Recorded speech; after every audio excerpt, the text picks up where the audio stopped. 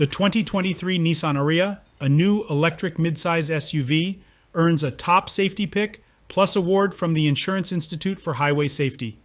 Ariya vehicles built after March 2023 meet the requirements for the higher tier award. The standard front crash prevention system earns superior ratings in both the daytime and nighttime vehicle-to-pedestrian evaluations, while a second optional system earns a superior daytime rating and an advanced nighttime rating. Following adjustments made to the aim of the headlights in March, the LED projectors supplied with all trims are rated acceptable.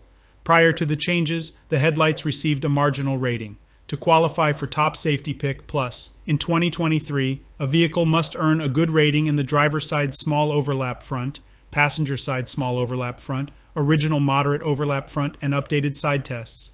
Acceptable or good headlights must be standard across all trims, and a front crash prevention system that earns advanced or superior ratings in both the daytime and nighttime vehicle-to-pedestrian evaluations must be available.